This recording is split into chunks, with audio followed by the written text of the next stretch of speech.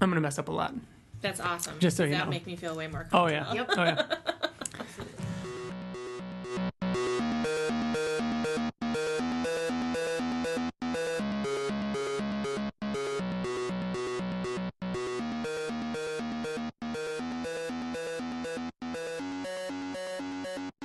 Hello and welcome to the Invincible podcast, probably the best superhero podcast in the universe. This is episode 5 and I'm your host Ryan. Joining me today are my friends Liz. Hi guys. And Brittany. Hello. Now, Liz and Brittany are here to start a new series on the Invincible podcast with us. But before we get into that, I wanted to start the show by welcoming our new listeners. Right before we recorded the previous episode, I posted on the Invincible Reddit page, got a bunch of new listeners, and just wanted to say welcome to the podcast. We also got an awesome email from a listener named Andy. Remember, you can email us at theinvinciblepodcast@gmail.com. He wrote in and told us about how he had passed on Invincible several years ago and then ended up reading Walking Dead and wanting to know more about Kirkman's work and finding Invincible again. Similar to how us on the podcast found Invincible through Walking Dead. And that was like 5 years ago, and he's been a fan ever since.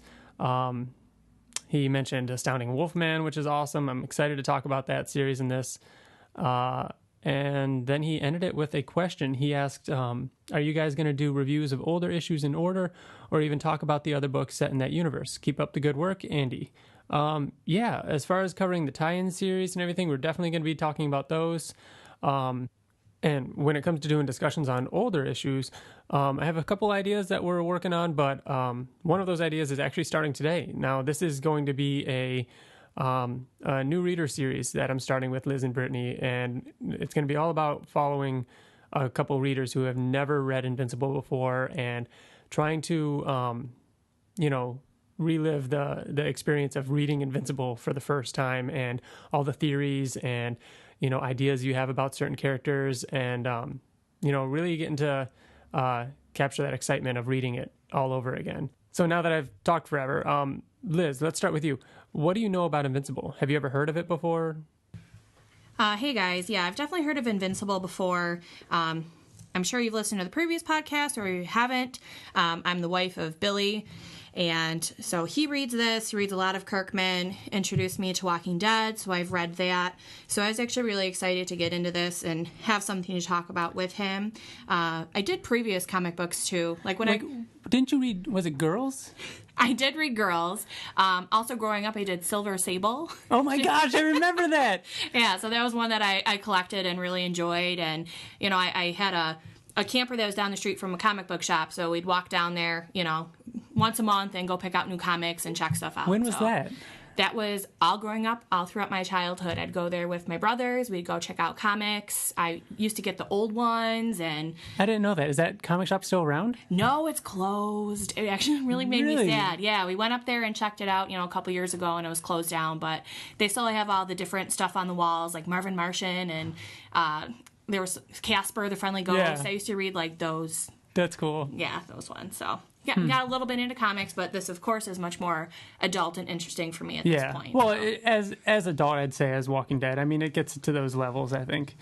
But yeah, but like you said, Girls, I feel like that's the one that kind of reignited my passion for reading comics. And that was right when we were getting into Walking Dead and Invincible, right? Wasn't that right around that time period where we were going into comic shops more often and everything? Oh, yeah. Well, I remember for Christmas gifts, it's like, oh, Billy got Walking Dead and I got Girls. So then, we'd go to our retrospective couches and sit there and read, and kind of talk about it after that. So, yeah. Definitely excited to get into this one because I like it so far. So. Mm-hmm. And Brittany, have you ever heard of Invincible before this? No, this is all very new to me. I remember as maybe a really young kid possibly coming across a comic book due to my sister, but other than that, no, it's just movies and anything like that. But did you see Civil War yet?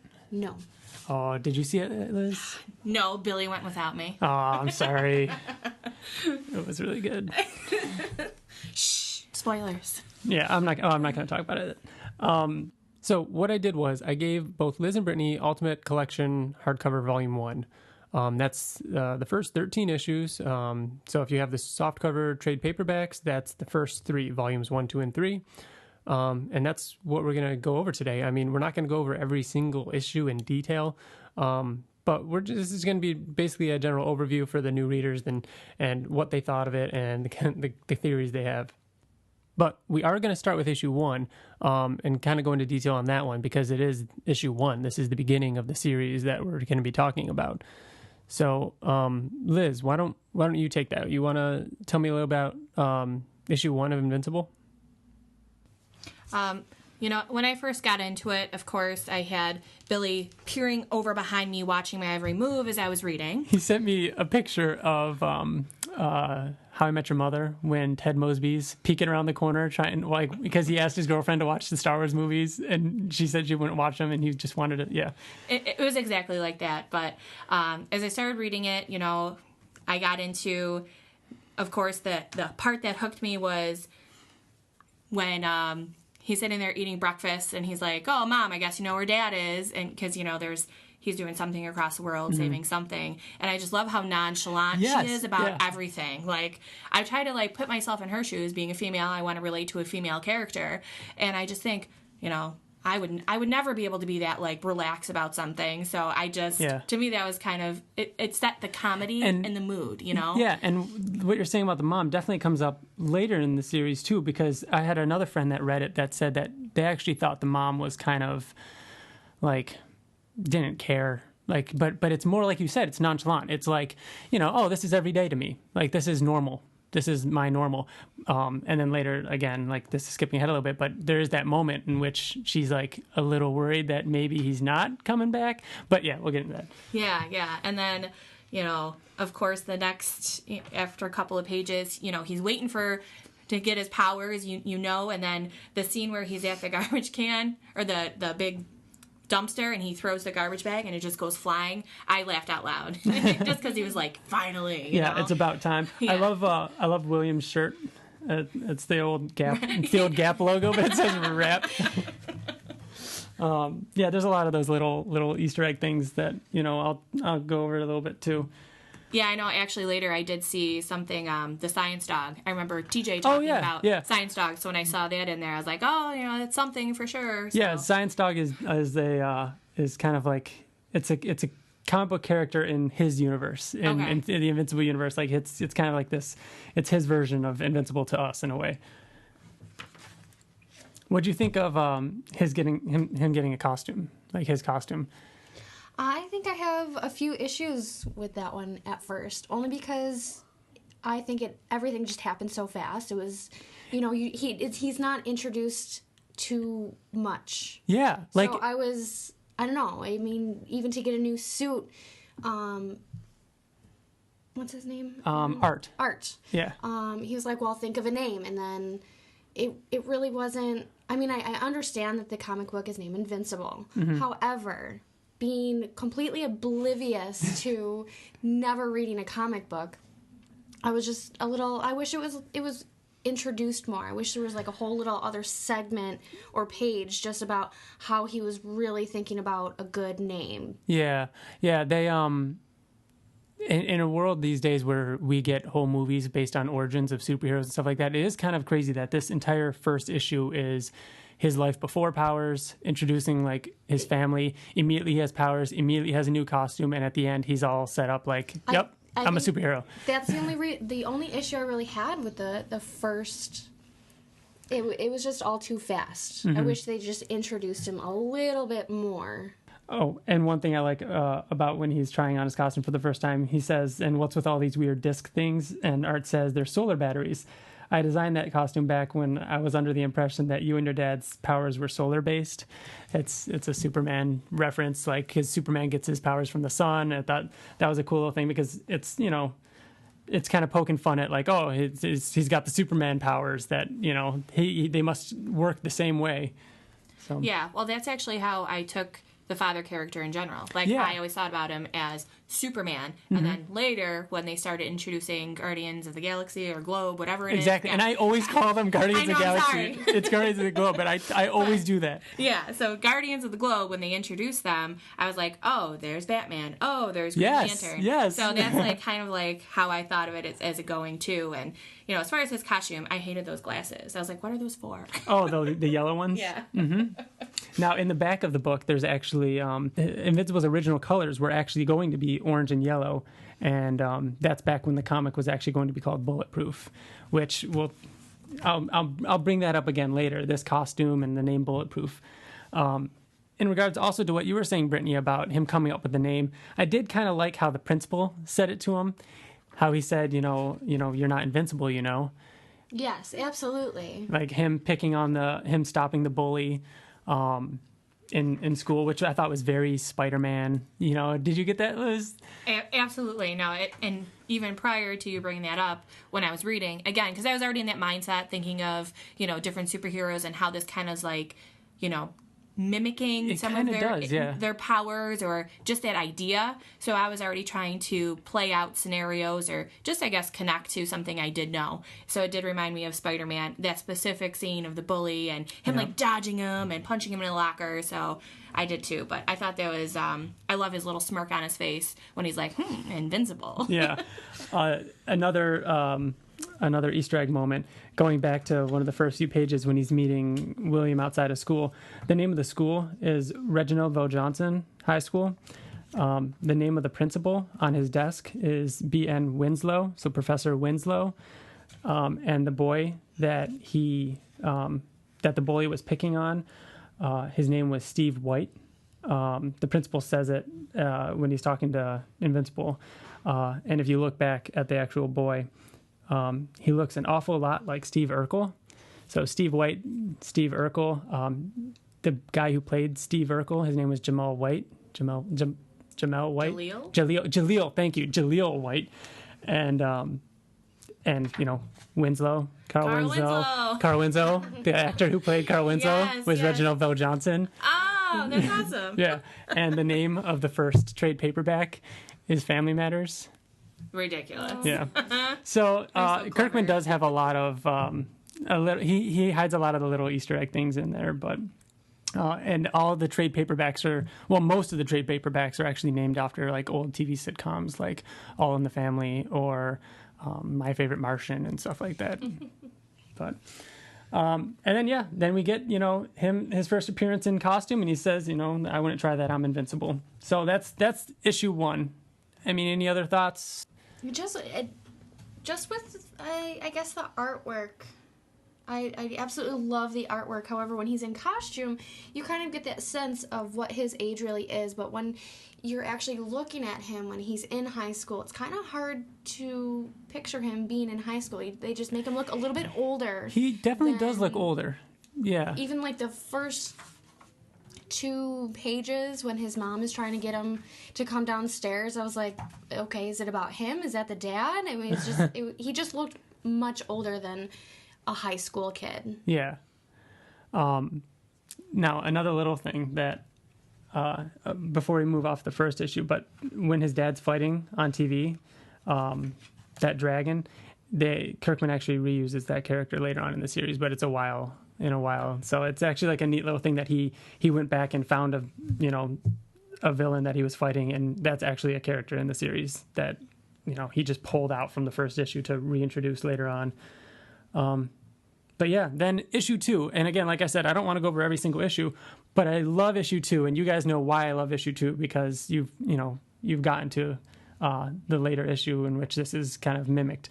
But his whole introduction of Nolan's whole introduction of where he comes from, Viltrumite, and how they're this peaceful race of people who are going around and helping better all these other worlds, and how he met his mother. And how he's met his mom. And there is a little panel in this in which he's punching Alan. So just a little tease at like... Oh, yeah. Yeah, in which he's orange, which later on in the series, he's purplish, which...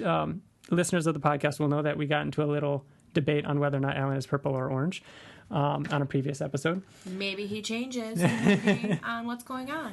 I think it depends on the colorist and whether or not he's in space. I think I found out that he is always orange, except when he's in space. He's kind of a pinkish purple color. Well, he is one of my favorite characters. Really? So, yes. Yeah. Alan is awesome.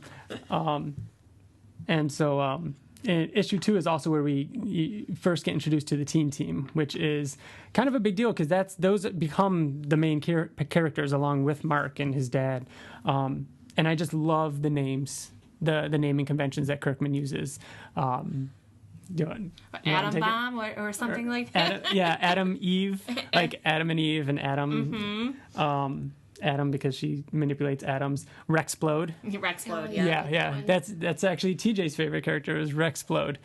Yep. And I love that just because it sounds like explode, Rexplode. It's a great naming convention. Duplicate. Yeah, that was Duplicate. And then there's just robot. Just simple. Plain and simple, yep, exactly. I like robot.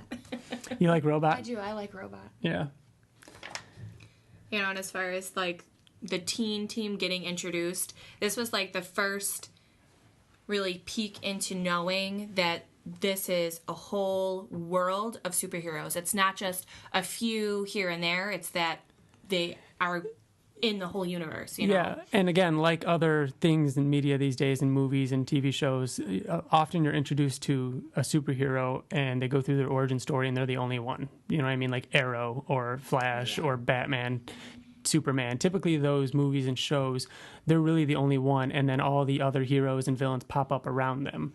And in this one, like immediately you're introduced to more heroes, more characters and such.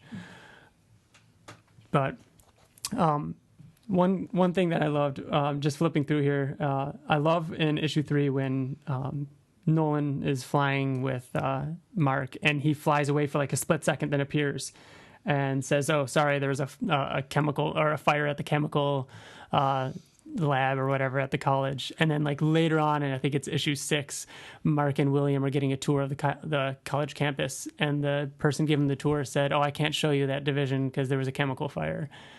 I didn't even put 2 and 2 together. But seriously, no. I've read this so many times that like that's what, no, totally.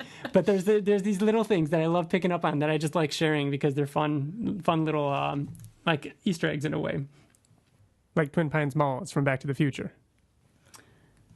Yeah, again, just that, you know, flying away, coming back. Like, I love the comedic nature to it, and it kind of, like, kept pulling me to read. Mm-hmm. You know, it really intrigued me to see, you know, what else he was going to come up with, so.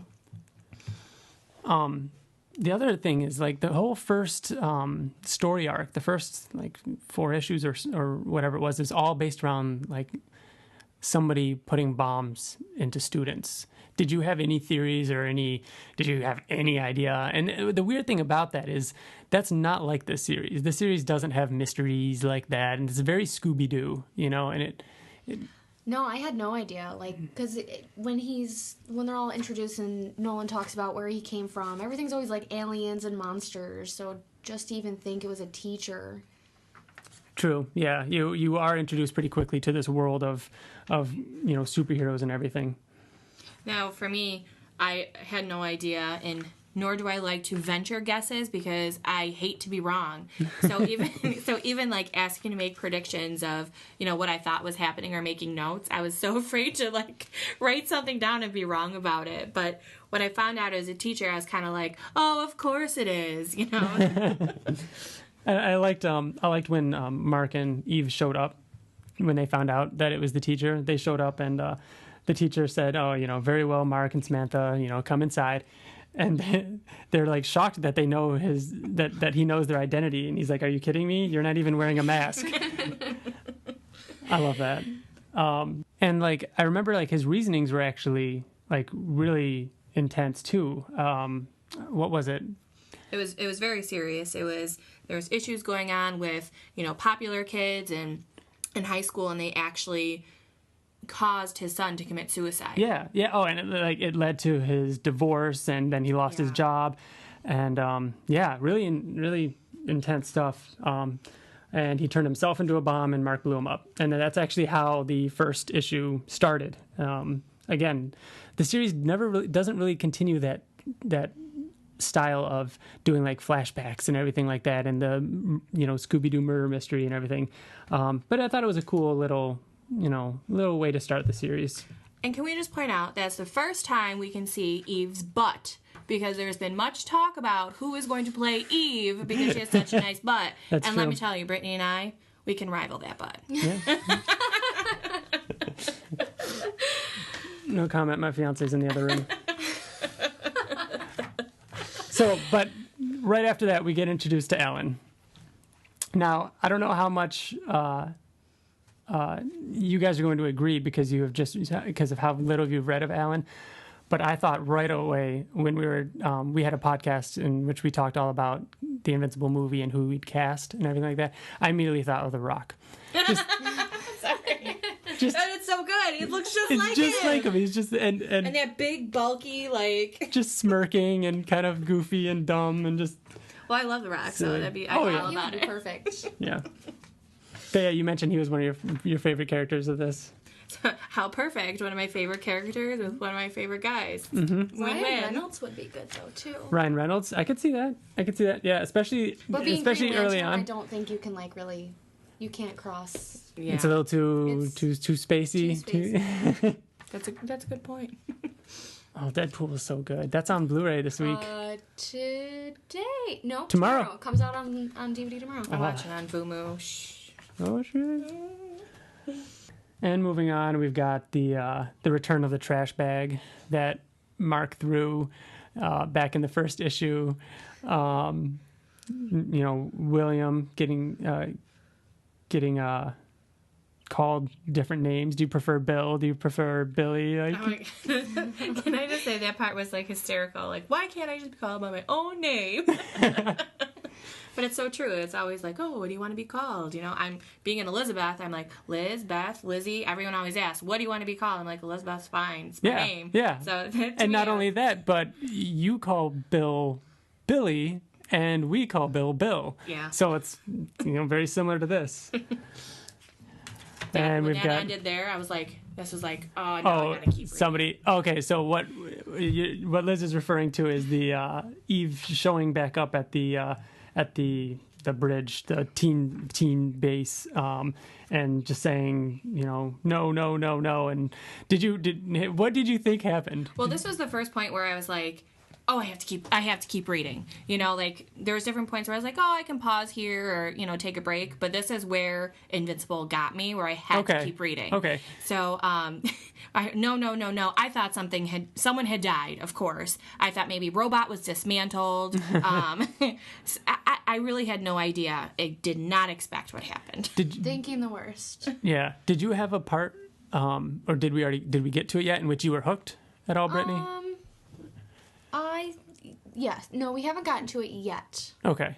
So at this point, you're still kind of like, all right, let's see. All right, I'm just going to keep reading and see what happens. I honestly feel as though, people aren't really hooked until the third volume even. The first one is, a little bit more of the introduction, trying to get to know the character. The second one is when there's a ton of storylines and a lot of different threads going.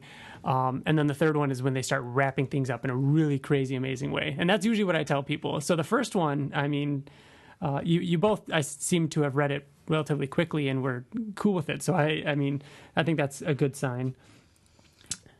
No, I was just going to say, I completely agree. The first one is, of course, backstory, how things are happening, a bit of an introduction. But then again, I already had someone in my ear saying, the first one's really boring, just wait till you get to the other one. So I already had, I think, low expectations. Okay. I wouldn't describe it as low, but you know what I mean. So for me, I was like, oh, this is actually pretty good. So for me, I kind of went into it with different expectations than I think just reading something else. Mm-hmm. And issue 7 was, now I actually gave Brittany and Liz a little bit of homework along with reading this. Is there was a couple points in which I wanted them to write down their thoughts, just so just to kind of capture in the moment. I wanted to hear some of their thoughts on, issue 1. Another issue that I wanted to hear their thoughts on after reading the issue was issue 7. So this is the one in which, I love the start of it. Mark's tired, he's sleeping, so they just the reused art in which he's still sleeping, and then they move on. I had to look at it a few times just to make sure it was still the same picture. Yeah. Well, that's how they mention later, Yes. And so I went back and actually looked to see what else they did that. They talk about, oh, how do you write or draw all these pictures? Well, you just use the same one and change it a little bit, and yeah. Later on, when Mark's talking to his favorite comic book artist or something, right? And or the writer. Same face over and over and over. Yeah, yes. yeah. Don't you think that's kind of cheap? Not really. Yeah. I love that. Yeah. There's going to be a lot of that through the series. A lot of the, poking jokes or poking fun at the comic book industry and other superheroes, like in issue 7 here. Yeah, that's when I noticed that immediate correlation. I was like, oh, that looks like Batman. He's in a city, so. Yeah, the city that's always in darkness because a wizard cast a spell. And like Batman, it's always in the dark and it's always nighttime. Like, that's kind of poking fun at that. And then you've got... but I was nervous to actually, make that conclusion, so I was very quiet about it in my head. Because what did you think that, like, oh, maybe it's just, there can only be so many superheroes. Maybe it's just a coincidence. Well, exactly. And then when I got to the next page, and then I was like, oh... Is that Wonder Woman? Or Flash? And yeah. I was not expecting all that. Especially the page that you're currently at. Oh, yeah. A little bit of Warrior Woman. Wasn't expecting that. I kind of looked into it. Like, I don't know. Is that real? Are they really lesbians? I just wasn't expecting any of that. But I liked it. Oh yeah, you can relate, because for somebody who doesn't read comic books and you watch the movies, I was like, oh well, that's just like Wonder Woman and Batman, and so that was nice. And it's like, oh well, maybe it is a little different, but it is. It's different. Yeah, that brings me, as we finish up talking about Warrior Woman, to the page where they introduce Aquaman, and he's literally sitting there and doing nothing. He's like, oh, might as well go save people now. So that one I laughed out loud because of course Aquaman is the most useless superhero in the universe. Always made fun of, and so they just make fun of him some more.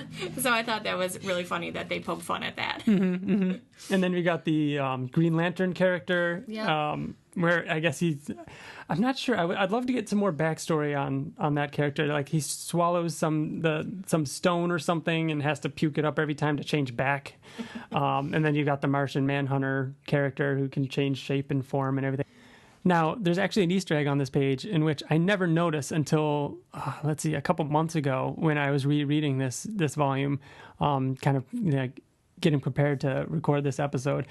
And since then, I've actually seen posts online and everything. But there's the shirt that Green Ghost is wearing. The logo on it is actually the Viltrumite logo. Now, that's something that's really obscure and hard to catch, but it's the logo that you see a few times early on. It's those 3 bars, those 3 lines. How did you even catch that? There's puke all over his shirt. It was just, like I said, I did not notice it right away. It took several read-throughs, I think, and eventually I noticed it. I have no idea why that is. I have no idea if that was just them reusing a design or, Cory Walker, the artist who did the first 7 issues. So it hasn't come up later? It's never come up. Okay. Because, as you know, in this issue... No, it's just okay. Kidding. No, but seriously, there hasn't been any flashbacks or any inclination that he was a Viltrumite or anything, which, is kind of ridiculous that he would be. I don't think he would be that character if it was. Yeah, there's only supposed to be one of them per planet. Exactly. And then you've got the Immortal, who I guess is also kind of like a Superman character, similar to Omni-Man. He kind of fills that role. So, but then you get the first... I like to consider it the first oh shit moment, I think I wrote WTF. Wait a minute, look at WTF. Or better known as what the fuck. Yep, right there. WTF. Yep, me too. So what did you think? And I also wrote Guardians of the Galaxy and crossed it out and wrote Yep. Yeah, no, definitely a WTF moment. I was like, this gotta be a dream. This can't be real. They would never do this. Like, I don't know. I was just...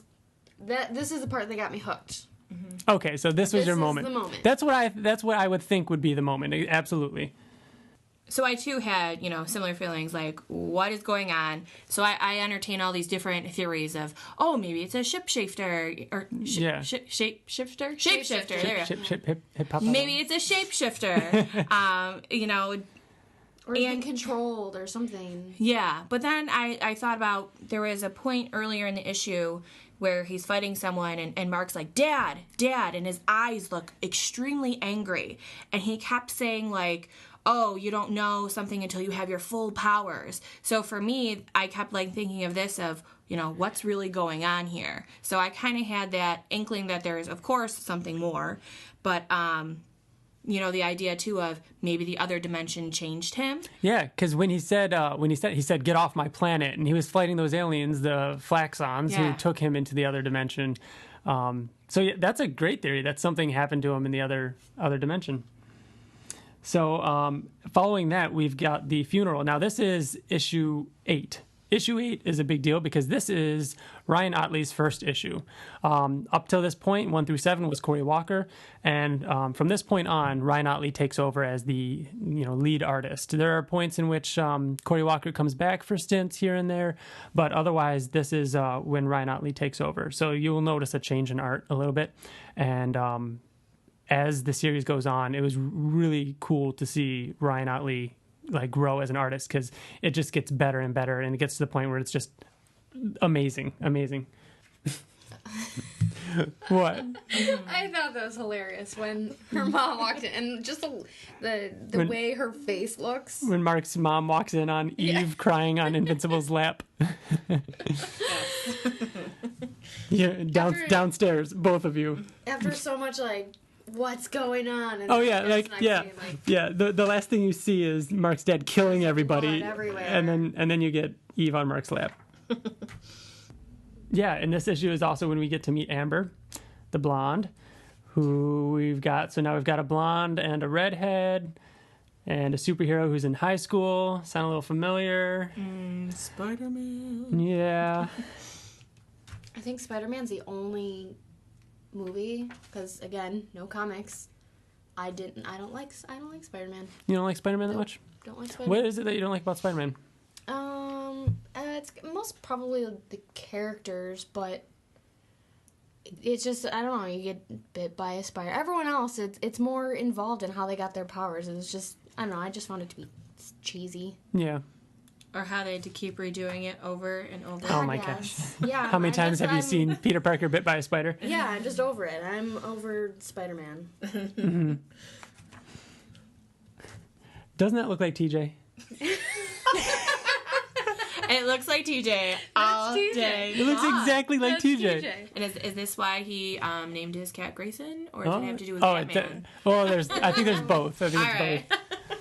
I love that though. I love William asking Mark to fly. But he actually looks like a high school kid. Well, again, I laughed out loud at this part where he's flying him, and he's got the smile on his face, and there's Mark. This is so gay. I love that page.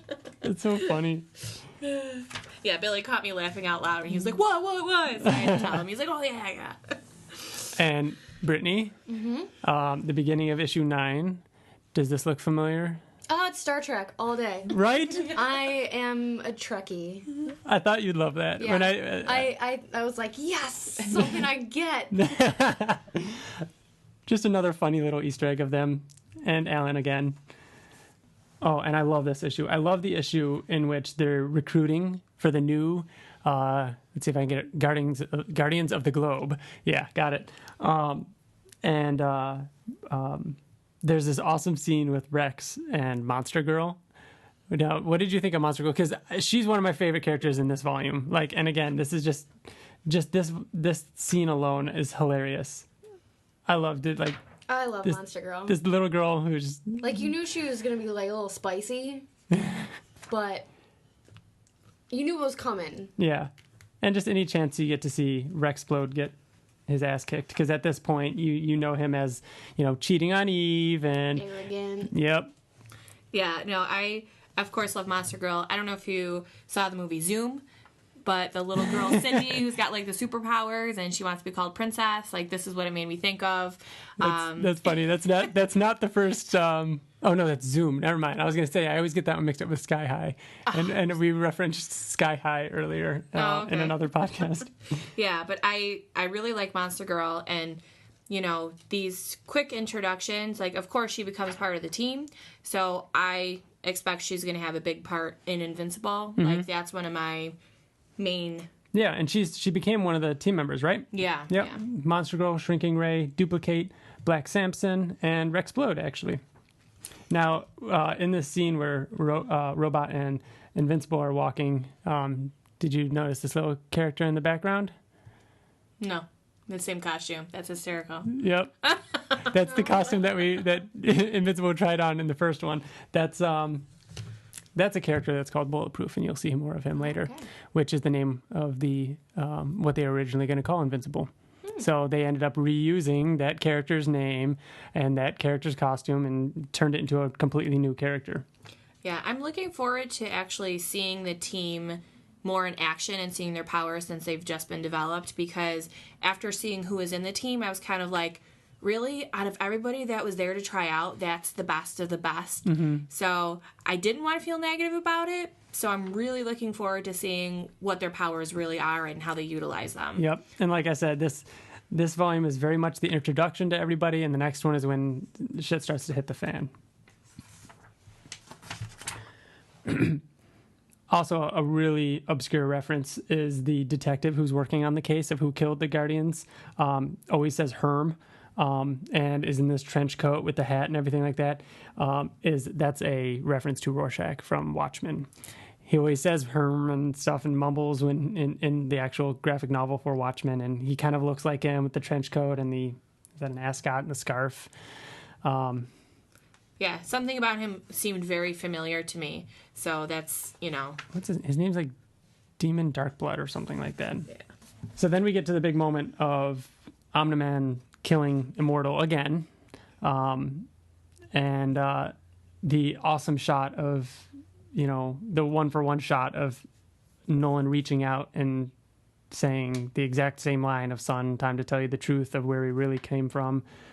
And then it's almost panel for panel the same, except with a slightly different story.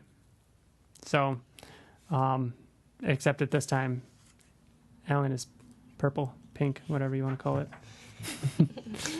But his whole his red. Yeah, his race of people are that orangish color. And you find out that, yeah. Yeah, to find out the true story, I was genuinely pissed off.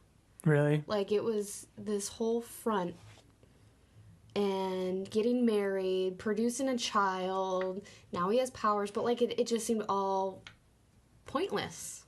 Yeah, like he faked it. He faked everything. I was so angry. Mm-hmm. Yeah, for me, too, I kind of had that moment where my stomach just fell, and I was like, really? Really? And just to see them argue back and forth, Nolan trying to get Mark to accept where he came from and what his mission truly is, just like it kept building and building for me. And this whole time I'm just like, how can Nolan not see how terrible he is? But I guess, being of the human race, I would want anyone to feel that way. Yeah. But, Oh, his poor mother. right? Why do we always should go back and think about her? It's just No, that's normal. One of the most brutal lines in this entire fight between him and his dad was him saying that he viewed his mom as a little more of a pet. A pet. Yeah. Yeah. Or him even, once Mark kind of tells him that, I don't agree with you. He says, well, that's fine. I can make other offspring. Yeah. He said, I could just produce more. He's like... God, no, it's just making me angry just even talking about all this again. Yeah, this was the big moment of the first volume. I mean, this goes down as a huge turning point for the series. Mark basically sticking up for the world. I mean, Nolan basically says, reveals that he's here to take over the world. Like, this is what he's here to do. And Mark's, fighting him to his death, essentially saying that he'll stop him. And then the end of this is just pleading for, any sort of humanity that could possibly be in his father. Mm-hmm. But it just shows, like, how much of a monster he is. Oh, it just makes me so angry. Like, he's beating up his own son. Yeah. And I love the last lines, Nolan saying, "What will you have after 500 years?" And Mark's like, "You, Dad, I'd still have you." And that's the moment we see, Nolan's hand, his fist tremble a little. For the first time, yeah. And I still don't know what to think about the final page of that, flying away with the tears in his eyes. You know, I'm sure he's going through a bunch of different emotions, but the fact that he's going through emotions, you know, at least tells me that Mark did make an impact, or, you know, I can't remember his wife's name, but, you know, Mark's mom kind of still meant something more than just a pet. Mm-hmm. But ultimately that, you know, Nolan is still there for a certain mission and it's still going to be done, and he's just more upset about it. Yeah, and it's unresolved. I mean, we don't get an answer. I mean, in the following issue, we get introduced to Cecil, this government man who's agreed to, you know, take care of Mark and his mom, Debbie. Yeah, that's her name, Debbie. And, you know, and what are your thoughts on Cecil? I like him. You like him? Yeah, I think he's going to be good.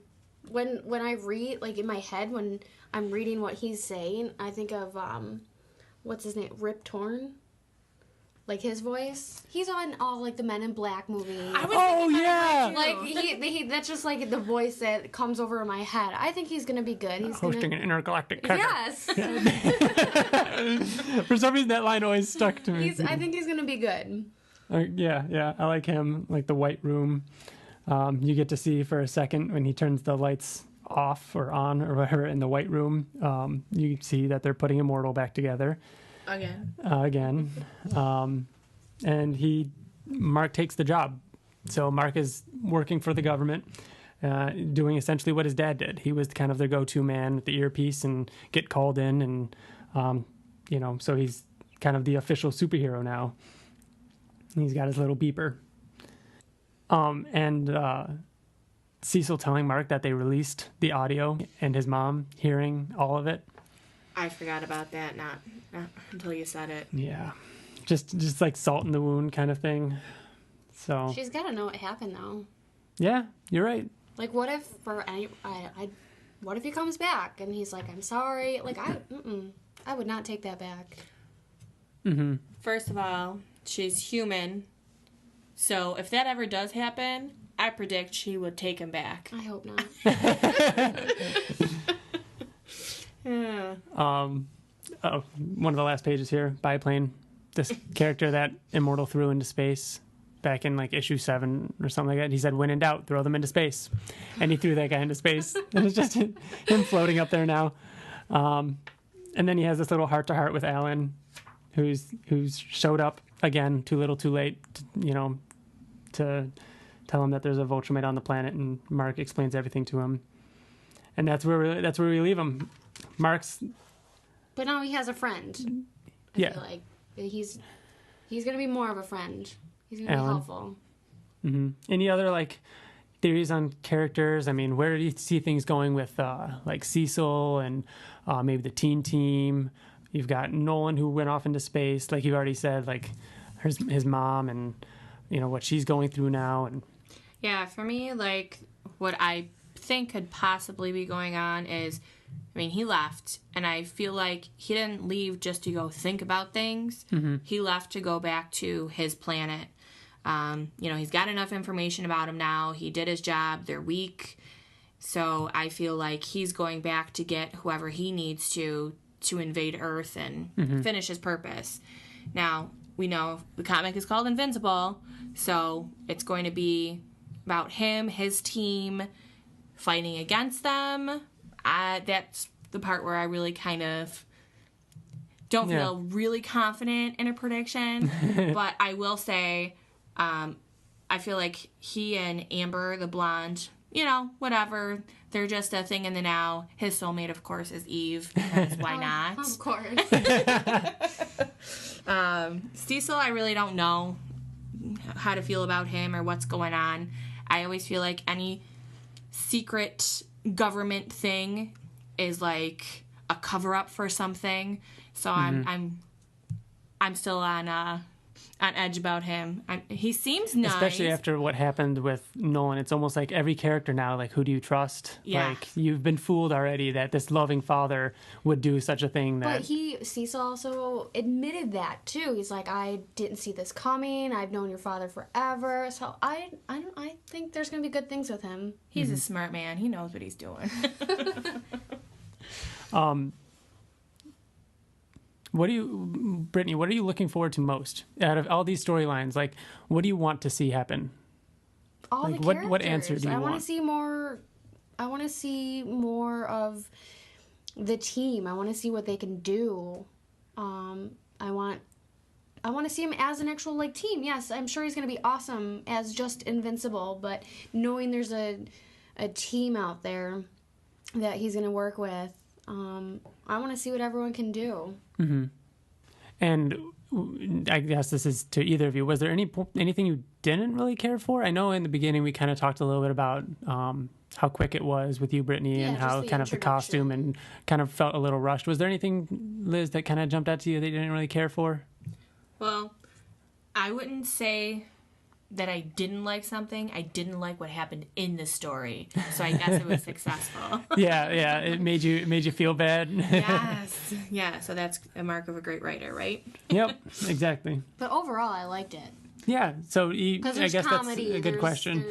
There's sadness. There's a little bit of everything. There's every emotion going on. Yeah, totally.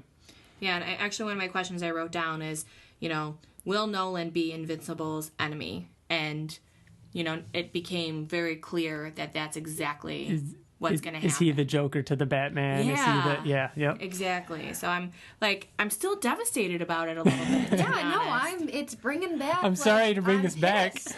I'm angry about all this again. Well, I'm going to have to get you guys Ultimate Collection 2 so you guys can kind of continue. And thank you both for doing this. This was actually really fun. Thanks for reading it, and I hope you guys had fun doing this. We'll have to argue who gets to read it first. Yeah, that sounds good. We had a great time. And thanks for everybody listening. This was a lot of fun to do. We'll be back in 2 weeks with a new issue discussion. I'll have most likely me, Bill, and TJ in here, and we'll be going over the new issue 128. Think about that. You just read 128. You just read 14 out of 128. So thanks for listening. Remember, you can go on iTunes and subscribe. Leave us a comment there. Email at us at theinvinciblepodcast@gmail.com. We like getting emails, especially shortly after you read the new issue. If we haven't recorded yet, email in your thoughts on the new issue, and we'll talk about it on the show. On Twitter, we are at InvincibleCast, where I usually use that to post updates on the podcast or just get in conversations with fans or retweet, Ottley and Kirkman and everybody. Other than that, I think that'll do it for this episode. Thanks again for joining me, Liz and Brittany, and good night. Bye, guys. Thank you.